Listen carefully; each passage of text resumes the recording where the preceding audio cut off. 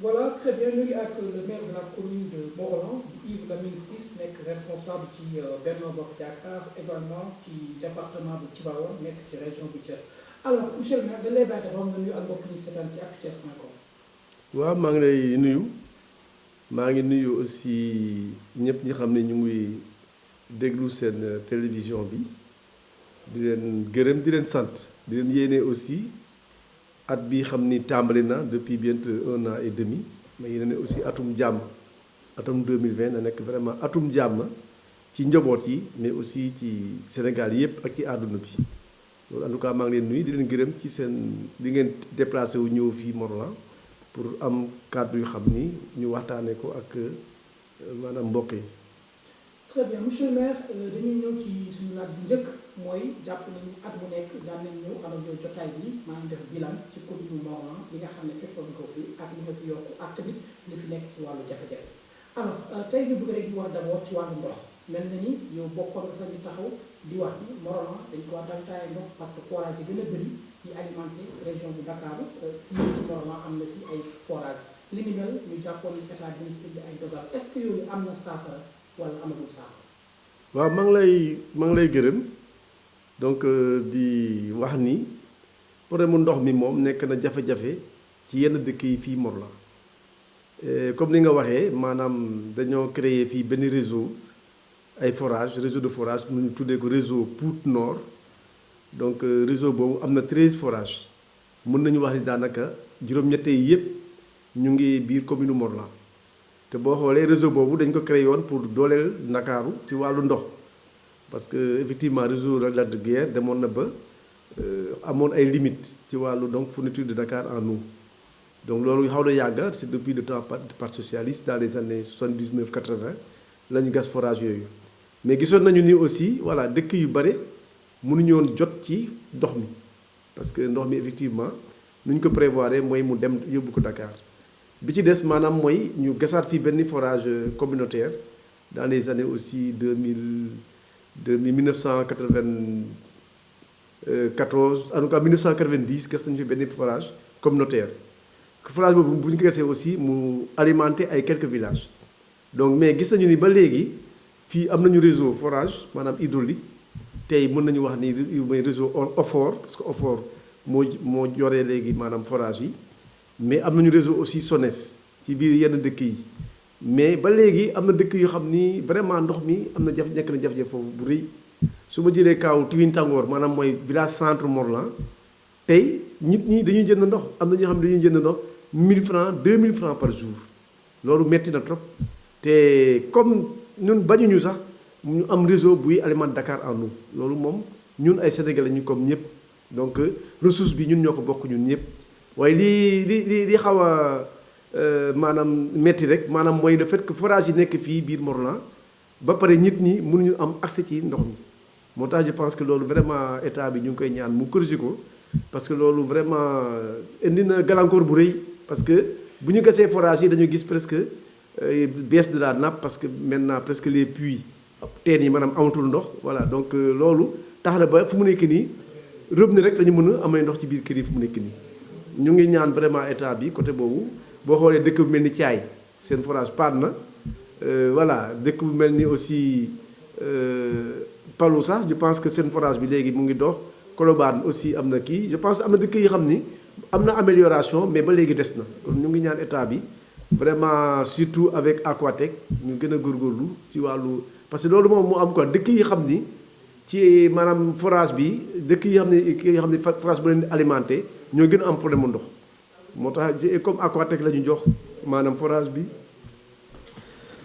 mu góorgóorlu pour que loolu vraiment dañ en tout cas vraiment nit ñi ñu ngi jàmbat mais parfois le malheur c'est que nit ñi bu ñuy jàmbat dañuy wax commune xamuñu ni ndox mi maanaam. bokkul ci compétence transfert. voilà bokkul ci suñu compétence mais ñun quand même comme état la ñu bokk mënuñoo daw responsabilité bi.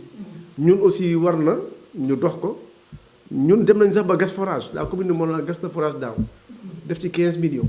donc c'est pour dire que ñu def nañu aussi presque investissement yi ñu def ci wàllu ndox daaw yegg na 65 millions ndax mën naa leen ko lim on a fait 6 millions 500 moto pompe maanaam moto groupe électrogène fale palu def nañu 25 millions maanaam réseau fulum dëkk bu ñu door fulum def nañu réseau aussi réseau 13 millions caay gas nañ def nañu aussi réseau maanaam Kémay 2 millions 500 mille gas nañu forage 15 millions donc loolu ak boo ko xaymee presque nekk 65 millions. alors très bien monsieur le maire bu ñuy wax toujours ci wàllu changement climatique dañ nañu gox bi di Mont-Rolland sentir na ko parce que gis nañu sax état bi à travers ay ONG yu mel ni plan international déclenché nañ benn plan d'urgence pour rek crise alimentaire bi nga xam ne ñu ngi ko gis ci monde rural bi ba tax na jël nañu 1 milliard ak lu topp plan international ak yeneen kuréel ñoo ko war a saytu pour séddale ko yenn population yoo xam ne ñoo gën a sonn mu mel ni ndox moom Mont-Rolland nekk na fi jafe-jafe ba taxoon na amoon na ay projet wala ay partenaires yu ñëwoon pour accompagner projet yooyu fan la doon.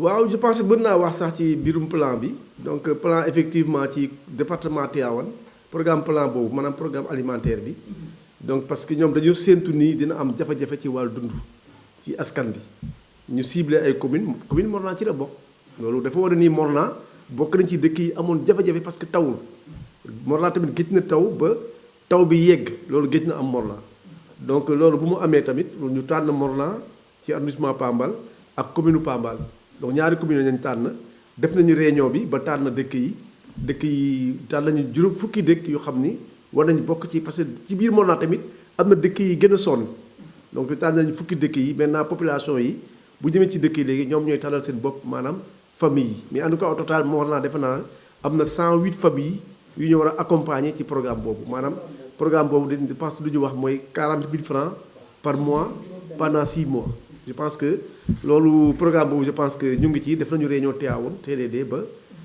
loolu vraiment mu ngi continuer di wéy daal maanaam bi ci des mooy projet yooyu boo gisee ñun ñu ne woon projet yooyu war na am mooy lii mooy parce que effectivement Mont-Rolland amoon na jafe-jafe taw yi gëj na yegg taw ba maanaam dugub bi ñor wala mboq bi ñor gëj na am Mont-Rolland te loolu bu amee rek jafe-jafe day am ci wàllu dund mais jafe-jafe boobu nag mënuñu dëkkee di ko seetaan il faut que mu am solution bi rek ñu xalaat ni ñun amuñu état Sénégal tamit il faut pas que nit ñi di fàtte ni état Sénégal état pauvre la c'est un état de maanaam de pauvre on est dans un pays pauvre voilà sous-développé donc loolu bu amee ñu seet ni war nañu créer un cadre un partenariat public-privé avec des privés indi seeni xaalis ñun ñu indi suñu suuf ñu créer ay projet loolu la ñu def signé ay contrat ak ñoom contrat yu leer je pense que ñu def fexe ba projet yu am projet qualité fruit Sénégal aujourd'hui ils sont ici installés boo xoolee ñi liggéey foofu lu mu néew am na juróom-ñetti fukki nit juróom-ñetti téeméeri nit plutôt juróom-ñetti 800 personnes 800 personnes parce que ñu ngi fay liggéey te boo xoolee presque masse salariale bi c'est 13 millions par semaine bokkul ak loolu pour les gens yoo xam ne dañu fay par semaine quoi bokkul ak mensualité boo xoolee donc 13 fois 4 dans le mois ça fait à peu près maanaam 52 millions nga boole ci nekk 35 millions yoo xam ni chaque mois ñi xam ne ay salariés dañu dañ leen embauché ñu ngi leen di fay donc boo xoolee après nekk na presque 85 millions yoo xam ni chaque mois ñu ngi koy génnee di ko jox doomu Mont-Rolland am na beneen projet tamit ñu xam ni parce que xamoon nañu projet boobu du mën a jël ñëpp ñu créé tamit beneen projet agricole tamit voilà boobu aussi Minam SAR la projet boobu aussi commencé na vraiment boo fa demee da ngay kontaan parce que les femmes travaillent les hommes travaillent voilà vraiment actuellement Mont-Rolland du point de vue pauvreté wax naa la sànq ne bokk nañu ci dëkk yu ñu lim pour jàppale leen ci wàllu pauvreté bi mais dañoo bëgg a génn ci phase boobu dañoo bëgg suñuy joxate yu mel noonu Mont-Rolland bañ ci bokk parce que pour man dañoo gëm ni am nañu suuf am ndox war nañu mën a fexe ba dundal suñu askan bi vraiment projet yi actuellement mu ngi dox maa ngi woo peut-être presse bi ñu ñëwaat parce que bii coow bi amoon presse bi moo ñëwoon aussi voilà def kii bi nañu ñëwaat xool parce que quand même pour ñun loolu amul lu ñuy nubb en tout cas nous sommes fiers aujourd'hui de ce qui se passe à Mont-Rolland.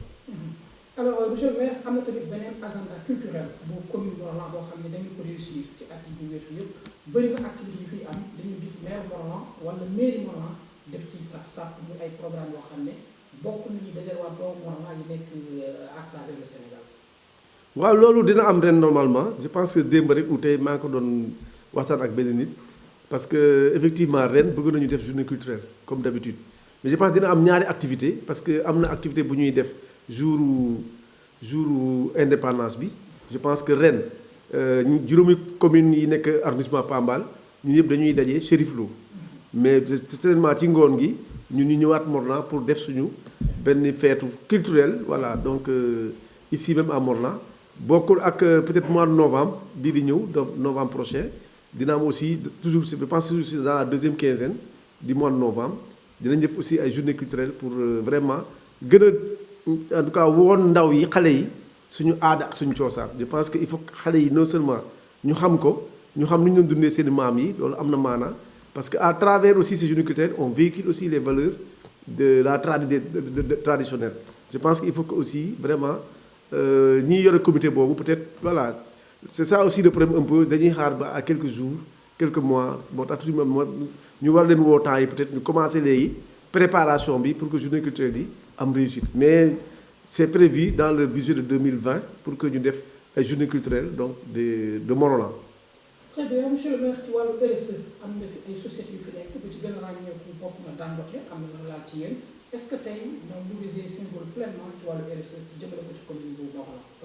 bon je ne sais pas ndax si ñoom ñu ngi jouer pleinement mais c'est vrai que jàppale nañu quand même tabax nañu benn poste santé donc à 35 millions donc poste santé bi tabax nañu ko indi tuuti équipement voilà donc mais fu mu nekk nii la commune moo jël relais bi en tout cas ñu ngi gërëm Dangote ci loolu on a prévu aussi dans le cadre de la RSE toujours ñu créer benn forage avec un château d'eau pour jàppale baykat yi parce que comme Dangote mënul employer jeunes yi nañu fexe ba jeunes yi ñu créer ay emploi mais à travers donc la RSE donc je pense que loolu c'est prévu ñun c'est vitesse bi rek moo xaw a yéex quoi parce que bu ñu nee par exemple 2000 boo xoolee donc. voilà que monsieur le maire dans le cadre de la RSE les entreprises peuvent revenir un peu sur ces entreprises qui sont implantées dans le périmètre communal. waaw defe naa loolu li mu lay wax maanaam mooy effectivement ci biir commune Morolan am na ay entreprises am na carrière par exemple bu tudd Centras mu ngi ñuy jàppale bu baax a baax vraiment bu ñu amee événement dañuy taxaw wàllu ndox vraiment wàllu tali yi vraiment ñoom ñu ngi abal ay engins pour defar tali beneen bi maanaam mooy Jobaas sax mu ngi tabax ñaari salle de classe à Fulum Jobaas aussi mu ngi ñuy jàppale parfois vraiment ci wàllu machine wala leneen mais vraiment je pense en tout cas entreprises yi nekk fii en général c'est des entreprises avec qui nous avons de bonnes relations. La seule entreprise maintenant qui pose problème, c'est bon, je pense que si elle a fermé, c'est l'entreprise Cefos. Cefos, oui. Lamlam. Voilà, Lamlam, voilà, aujourd'hui, d'après nos études, toutes les carrières actuelles de l'entreprise Cefos sont dans la commune de Morolan. Voilà, moi je pense qu'il y a eu un problème d'études environnementales qui n'a pas été... En tout cas, on a mal fait les études pour démontrer que les carrières sont dans la commune de Morolan. Mais nous avons la preuve, parce qu'on a fait faire des études, bien, c'est faux, toutes les carrières sont dans la commune de Morolan. Voilà, je pense que là, on voulait en tout cas entamer une action judiciaire. Bon, mais je pense qu'on avait écrit au sous-préfet, et c'est là pour l'informer de ça.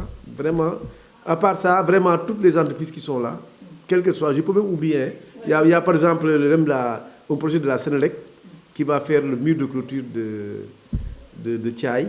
Voilà, je pense que vraiment toutes les entreprises qui sont ici, en tout cas on a des bonnes relations et dans le cadre de la RSE, elles sont en train de faire de très bonnes choses. Un peu problème, mais je trouve que c'est une bonne chose que Dangote est en train de faire et nous on a remercié Dangote, on continue de remercier Dangote.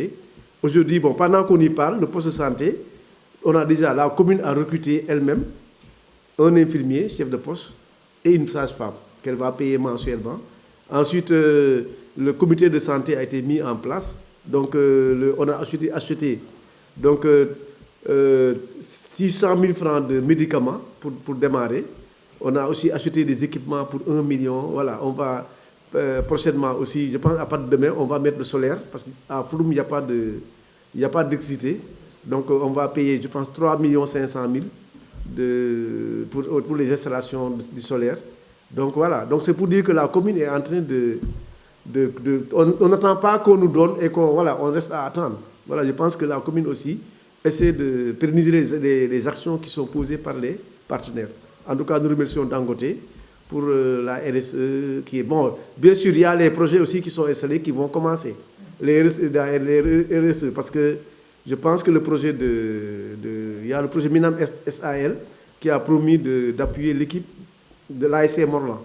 Parce qu'on a une équipe de division nationale, non régionale, donc qui est ASC Morlan, donc qui va aussi être appuyée par ces entreprises. Bon, à part ça, je pense qu'il y a beaucoup de choses en vue. Je pense aussi, tout à l'heure vous avez parlé des projets, je pense que c'est important. C'est que je le dis, parce que comme je parle des projets, parce que dans le cadre de ces contrats, il est prévu que sur chaque tonne vendue à l'extérieur, les entreprises vont verser 10 € à la commune. Donc imaginez que le Sénégal vend par exemple 10 000 tonnes. 10 000 tonnes fois 10 €, ça fait 100 000 €. 100 000 € quand même, je pense que c'est assez important pour une commune. Voilà, je pense qu'on a bien négocié ces projets-là. Parce qu'on a bien négocié. C'est comme si aujourd'hui la commune de Morlan est actionnaire dans ces entreprises. C'est plus ou moins ça. Je pense que vraiment, en tout cas les entreprises qui sont installées, voilà, on travaille avec elles et on essaie de tout faire pour qu'elles participent quand même au développement de la communauté. Également, dans le souci de contribuer à l'allègement de la situation des populations par rapport aux fournitures de médicaments, vous avez négocié une pharmacie. Parce que bon, quand même, il y a des problèmes graves. Il y a une hypothèse, il y a des collectivités. Il y a une réalisation qui a été. Oui, c'était une demande sociale, la pharmacie. Parce que quand même, Morlan, pour acheter une ordonnance, il faut aller jusqu'à notre Goudiama ou aller à Thiès pour acheter l'ordonnance. C'était quand même fatigant, etc. C'est pourquoi la commune a construit elle-même le bâtiment qu'elle loue à un pharmacien. Donc on a tout, parce que Morlan quand même, c'est l'ordre national des pharmaciens, en tout cas à travers le ministère, qui décide des zones où on doit installer les pharmacies. Morlan, depuis longtemps quand même, on a bénéficié de ça, mais il n'y avait pas de local. Donc c'est pourquoi on s'est débrouillé pour construire un local qu'on loue donc à un pharmacien. Et même récemment, il y a quelqu'un qui est venu ici, c'est pour installer un truc dentaire, cabinet dentaire, donc à Morlan. Voilà, je pense que ça veut dire que c'est un signe. C'est un signe que Morlan avance. Aujourd'hui, je vous dis qu'il y a en l'espace d'une année, on a fait 3 boulangeries à Morlan. 3 boulangeries sont installées à Morlan. Ça veut dire que c'est un signe que l'économie de Morlan est en train vraiment de se développer. En tout cas, vraiment, pour nous, pour la pharmacie, c'est bon. Je pense qu'on va continuer à mettre en place des instruments qui sont signes du développement de Morlan. Parce que la santé, quand même, elle est capitale. Alors, par rapport à l'accès à l'électricité dans certaines localités de Morlan, où en êtes-vous? Bon, je pense qu'il faut remercier ASER, remercier l'État du Sénégal à ce niveau. Parce que même quand on était venu en 2009, il y avait 4 ou 5 villages. 4 villages qui étaient électrifiés sur les 18. Mais aujourd'hui, on peut dire qu'il reste 2 villages, donc Kerdauda et Koloban. Bon, Fouloum on est en train d'installer le courant. Mais dans tous les autres villages, en tout cas dans les 15 villages, l'électricité est fonctionnelle. Ça veut dire que bon, à Fouloum, il y a un problème. Fouloum, il y a un problème. C'est que c'est la 2S, comment on l'appelle encore? SSEE. 2S2E, voilà. C'est une société privée. Parce qu'à un certain moment, ASER, donc quand il installait le courant, il donnait ça à l'État avait signé des contrats avec des privés. Alors SS2E était une de ces sociétés. Mais c'est pourquoi aujourd'hui, Fouloum a un problème au niveau de l'éclairage public. Parce que voilà, le privé dit, il faut me payer. Mais alors que bon, quand c'est la Sénélec, voilà, il y a un système qui est mis en place pour que l'État prenne en charge quand même l'éclairage public. Mais je pense que vraiment, à part ça, vraiment le cas de Koloban et de Kerdauda, et peut-être il y a 2 hameaux, j'avais oublié aussi, il y a 2 hameaux qui sont installés dans la forêt classée, c'est Ker Hassan Mouri, Ker Hassan Ka et Tchourou, qui sont des villages de bergers, Peul. Donc je pense qu'à part ces 2 villages et 2 hameaux, Je pense que l'essentiel de la commune, quand même, accède aujourd'hui à l'électricité. Bon, la commune aussi, nous, on fait chaque année l'extension. Parce que comme les villages se développent, la commune assure l'extension de l'électricité dans des coins où il n'y a pas d'électricité. Alors, peut-être une dernière question qui sera une question politique par rapport à vos opposants ici à Mont-Rolland. Quel est le message? Bon, le message, c'est... Je pense qu'il faut faire de la politique en gentleman. Je pense quand même que, voilà, les gens nous ont combattus, surtout par rapport à ce projet-là. Aujourd'hui, ils doivent accepter que le projet, voilà, a réussi. Voilà, il a réussi. Maintenant, je demande surtout aux gens qui s'étaient opposés au projet, aujourd'hui, de baisser les armes. Voilà, maintenant, il faut signer l'armistice. Après la guerre, c'est la paix. Voilà, je pense que, voilà, signons la paix et puis travaillons ensemble pour le développement de Mont-Rolland. Je pense que, voilà, quelqu'un quand même qui regarde aujourd'hui ces projets, ces milliers de femmes, ces milliers d'hommes qui travaillent, et dire que c'est pas une réussite, je pense que c'est aberrant. Il faut accepter, voilà, le jeu démocratique. Voilà, je pense que nous, on a, à nos risques et périls, hein, on s'est lancé dans cette affaire. Les gens nous ont cognés de partout. Les opposants ont été très farouches, ils sont opposés en tout cas à ces projets-là. Aujourd'hui, les projets réussissent, ils doivent accepter qu'il y a une réussite de ces projets. Maintenant, voilà, on doit s'opposer en frères aussi, parce que nous tous, on est des parents. Évitons de dépasser les bornes, parce que évitons surtout des attaques personnelles. Parce que nous tous, on a des parents. Voilà, quand quelqu'un, par exemple, m'attaque dans la presse, dit que, par exemple, j'ai vendu la terre, voilà. Je pense que ça, c'est insulter les gens. Il faut éviter d'insulter les gens. Je pense qu'il y a beaucoup de gens qui parlent aujourd'hui, par exemple, des quittances, voilà. Moi, je pense que c'est pas des débats.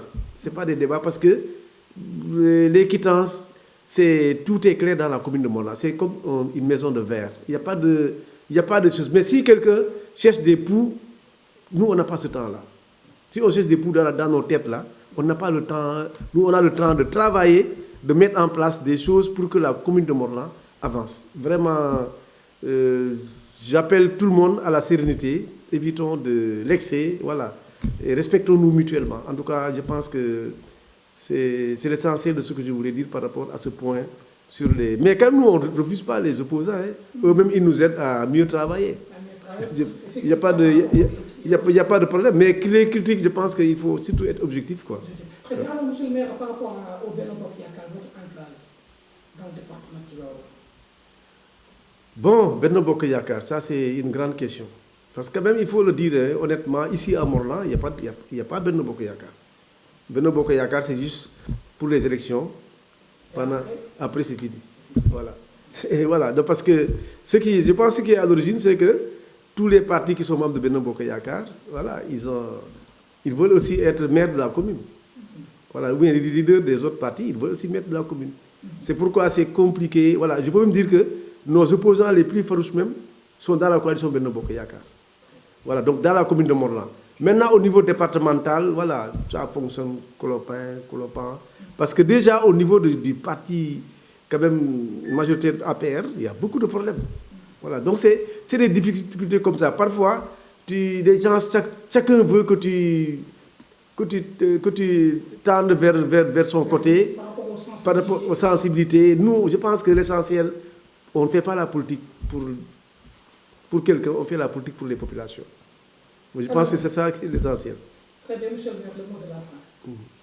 Bon, le mot de la fin, c'est vous remercier. C'est aussi lancer un appel à tous les Mont-Rollandais, où qu'ils puissent être dans le monde. Parce que je sais que les gens vont voir la vidéo à travers le monde. Qu'ils sachent que nous sommes là parce que nous croyons fermement, c'est une mission divine. C'est important ce que je dis. C'est une mission divine que nous sommes en train de faire et on va la réaliser jusqu'au bout. Maintenant, nous demandons à chacun, à tout le monde, de nous soutenir parce que nous sommes maires de Mont-Rolland, pas pour nous-mêmes, mais nous sommes maires pour la commune de Mont-Rolland. Parce que quand même, il faut reconnaître que c'est une longue trajectoire qui nous a amenés ici. On n'est pas maire ex nihilo, donc c'est une longue trajectoire qui nous a amenés ici et nous pensons que nous n'avons pas le droit, en tout cas, de trahir cette mission divine. Vraiment, nous vous remercions en tout cas et nous remercions aussi tous ceux qui nous écoutent et leur disons que voilà, la vie continue, mais soyons cléments les uns les autres, aimons-nous les uns les autres. Vraiment, c'est un appel que je lance à ce niveau-là. Très bien, monsieur le maire, à touthies.com vous remercie à travers cette émission. Merci. Merci beaucoup.